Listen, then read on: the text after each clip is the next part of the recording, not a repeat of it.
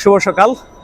আজকে আমি যে বিষয়টা নিয়ে কথা বলবো, যে এই বায়োডিগ্রেডেবল যে ফিল্ম ব্লোয়িং মেশিন এবং রেগুলার এলডিপি ব্লোয়িং মেশিন, এই দুটার মধ্যে মূল পার্থক্যটা কি।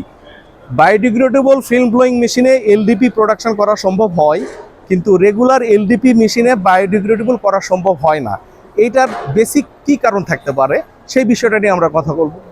সেই বিষয়টি নিয়ে কথা বলবো, একটু জ্ঞানের কথা হয়ে যেতে পারে। তো যাজ্ঞা, মূল ডিফারেন্সটা বেশ কয়েকটা আছে। তার মধ্যে একটা যদি আমরা বলি, এটার হিটিং প্রসেস, হিটিং সিস্টেমটা, এলডিপির যে গলনাঙ্ক বা মেল্টিং পয়েন্ট, সেটা হচ্ছে 105 থেকে শুরু হয় এবং 130 পর্যন্ত শেষ হয়।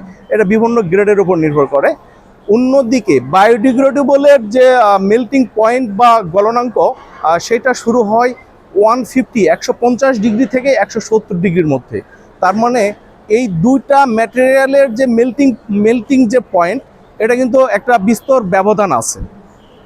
তো বায়োডিগ্রেডেবল ফিল্ম ব্লোয়িং মেশিনে এই 150 বা 170 ডিগ্রিকে কেন্দ্র করেই কিন্তু এটার ইয়েটা সেট করা আছে, এটার হিটিং সিস্টেমটা, এটার ব্লোয়িং সিস্টেমগুলো সেট করা আছে।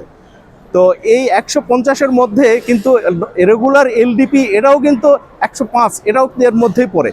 তার মানে বায়োডিগ্রেডেবল ফিল্ম ব্লোয়িংয়ের মধ্যে এলডিপি খুবই ইজিলি এটাকে ব্লো করা সম্ভব হয়, কিন্তু এলডিপির মধ্যে বায়োডিগ্রেডেবল করা যায় না। কারণটা হচ্ছে বায়োডিগ্রেডেবলের হচ্ছে মেল্টিং পয়েন্ট 150 আর এলডিপির মেল্টিং পয়েন্ট 105। তার মানে 105-এর মধ্যে 150 যদি দেওয়া হয়, তাহলে কিন্তু সেটা কিন্তু ওই মেল্টিং করতে পারে না। এটা একটা হিটিং প্রসেস গেল। এটা ব্লোয়িং প্রসেসটাও কিন্তু আবার ডিফারেন্ট আছে। এই বায়োডিগ্রেডেবল ব্লোয়িং প্রসেস কিন্তু অনেক শক্তিশালী। আচ্ছা, আরেকটা যে মেজর ডিফারেন্স, সেটা হচ্ছে স্ক্রু যেটা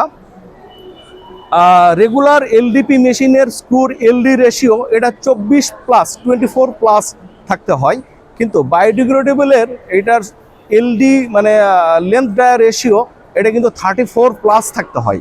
তার মানে এলডি রেশিওতে কিন্তু একটা হিউজ একটা চেঞ্জ আছে। আর 3 নম্বর আরেকটা বিষয়, সেটা হচ্ছে বায়োডিগ্রেডেবল এটা কিন্তু একটা বেশি আঠালো টাইপের বিষয়টা, ঠিক কাদা কাদা টাইপের। আর অন্যদিকে এলডিপি এটা কিন্তু একটা পিচ্ছিল টাইপের। তার মানে বায়োডিগ্রেডেবলকে যদি এই স্ক্রুর ভিতর দিয়ে নিতে চাওয়া হয়, তাহলে কিন্তু স্ক্রুটাকে কিন্তু অনেক মসৃণ থাকতে হয়। তো এই কারণে এই এত মসৃণের মধ্যে রেগুলার এলডিপি তো এমনিতেই মসৃণ, খুব ইজিলি প্রোডাকশন করা সম্ভব হয়। তো মূল বিষয়টা হলো, তাহলে বেশ কিছু আরও অনেক কিছু ক্যাটাগরি ডিফারেন্স আছে। তাহলে আমাদের এই বায়োডিগ্রেডেবল ফিল্ম ব্লোয়িং মেশিনের মধ্যে এলডিপি যদি প্রোডাকশন করা হয়, অলমোস্ট এটা ডাবল ক্যাপাসিটি হয়। তো এই 800 mm আমরা যে ডিসপ্লে করছি এই ফিল্ম ব্লোয়িং মেশিনে, আমরা যখন বায়োডিগ্রেডেবল করব, তখন এটা 80 থেকে 100 কেজি পর্যন্ত উৎপাদন করা সম্ভব হবে।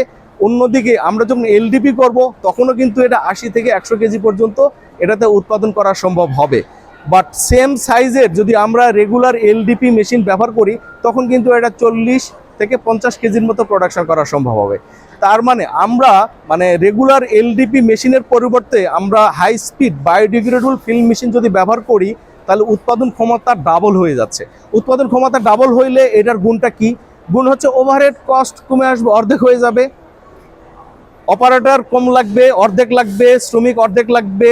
এটার ইলেকট্রিসিটি অর্ধেক লাগবে। তারপরে স্পেস, যে আমাদের তো স্পেসের সংকুলান সব ফ্যাক্টরিতে আছে, সব জায়গাতে আছে। আমরা দুটা এলডিপির পরিবর্তে একটা কিন্তু আমরা বায়োডিগ্রেডেবল বসাই দিলে আমরা সমান ক্যাপাসিটি পাবো। তাহলে আমাদের জায়গার তো একটা নিশ্চয় রেন্ট আছে পার স্কোয়ার ফিট। সব কিছু মিলে ওভারহেড প্রোডাকশানের ওভারহেড এলডিপিতে অনেক কমে যাবে। এই বায়োডিগ্রেডেবল ফিল্ম ব্লোয়িং মেশিনে এটার ওভারহেডটা অর্ধেক হয়ে যাবে নর্মাল এলডিপি মেশিনের চেয়ে।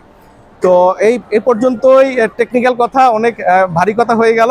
ওকে, ধন্যবাদ, ভালো থাকবেন।